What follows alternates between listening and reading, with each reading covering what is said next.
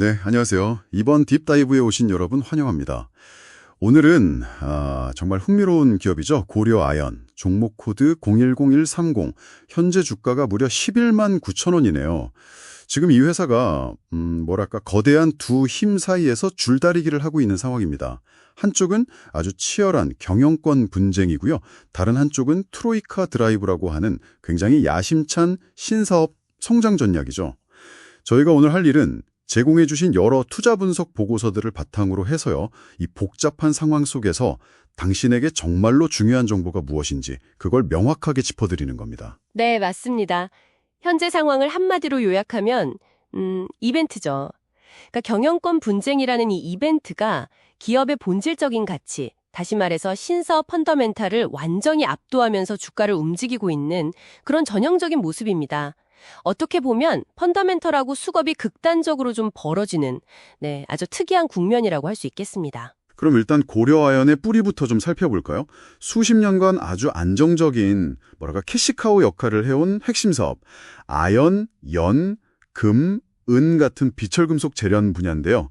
여기서 세계 최고 수준의 기술력, 또 생산량을 가지고 있죠. 그렇죠. 그게 이제 기반인데 하지만 이 회사의 미래는 완전히 새로운 방향, 바로 트로이카 드라이브에 걸려 있다고 해도 과언이 아닙니다.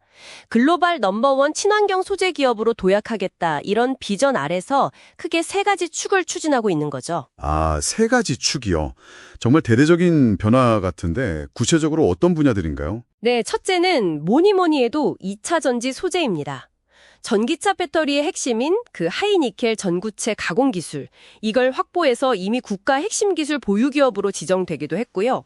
또 2026년 가동 목표인 올인원 니켈 재련소라던가 LG화학하고 같이 하는 합작 사업, 이런 것들도 아주 중요하게 봐야 할 부분입니다. 오, 2차 전지 소재 역시 핵심이군요. 네. 그리고 둘째는 신재생 에너지하고 그린 수소 분야입니다.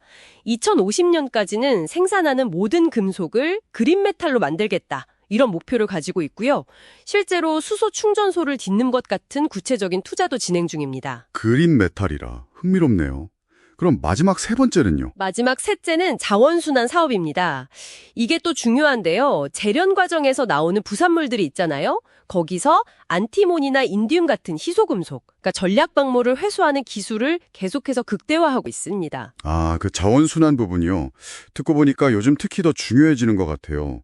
보고서에도 나오던데 최근에 중국이 전략광물 수출 규제하고 이러면서 맞아요. 고려아연이 국내 유일의 전략광물 생산기지로서 미국이나 다른 서방 국가들의 공급망 재편 과정에서 아주 핵심적인 파트너로 떠오르고 있다. 이런 분석이 있더라고요. 네, 정확합니다. 실제로 최근에 그 전략광물 매출이 250%나 급증했다는 데이터도 있었죠. 아주 시의적절한 움직임이라고 볼 수 있습니다. 그렇죠. 타이밍이 좋네요.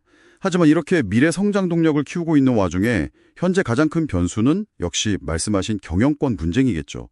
보고서 표현을 빌리면 거의 전시 상황이라고 할 정도던데요. 그렇습니다. 현 최윤범 회장 측하고 또 영풍그룹이랑 사모펀드, MBK 파트너스 연합, 이 양측 간의 지분 확보 경쟁이 정말 대단합니다. 주가가 펀더멘털과는 거의 상관없이 움직이는 가장 큰 이유고요. 근데 그 대가가 사실 만만치가 않습니다. 경영권 방어를 위해서 자사주를 사들였는데 그 규모가 약 2조 1천억 원에 달해요. 2조요? 와. 네.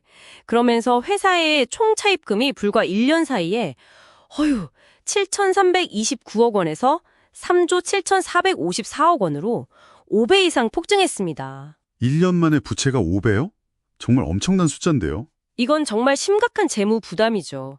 결국 그래서 신용등급도 기존의 AA 플러스였는데 AA로 강등되는 결과까지 나왔고요.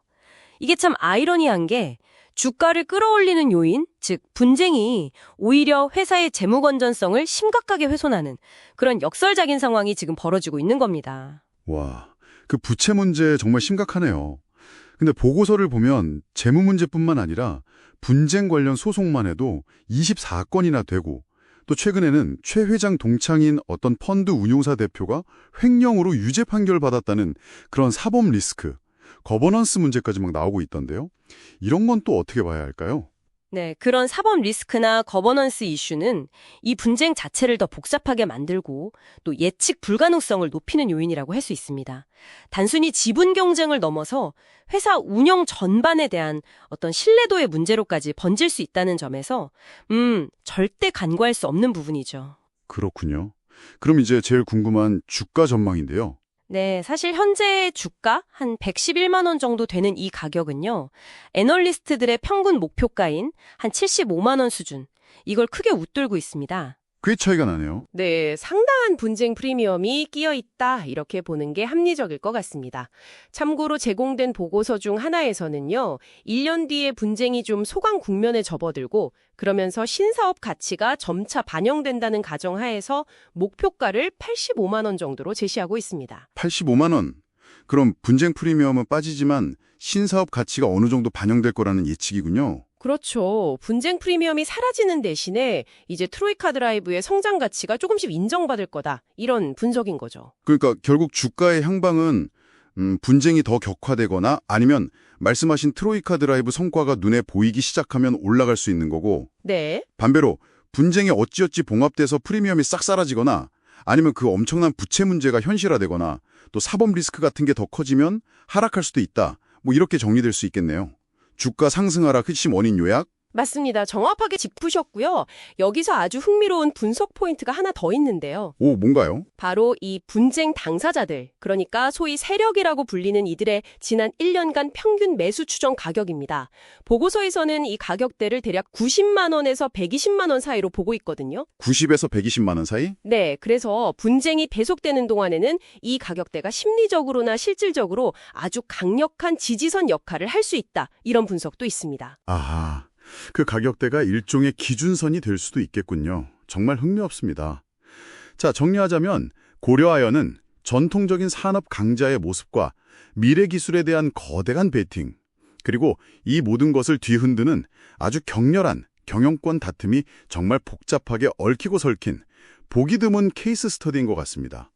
이번 딥다이브를 통해서 이 핵심적인 맥락들은 충분히 파악하셨으리라 생각합니다. 네, 마지막으로 당신에게 생각해 볼 질문 하나를 던져드리고 싶습니다.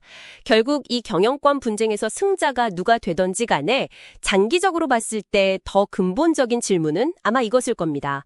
과연 이 야심찬 트로이카 드라이브 신사업이 이 분쟁 과정에서 눈덩이처럼 불어난 막대한 부채 부담을 상쇄하고도 남을 만큼의 그런 가치를 정말로 창출해낼 수 있을까요? 당신의 관점에서는 이 아슬아슬한 균형점이 어떻게 보이시는지 한번 고민해 보시면 좋겠습니다.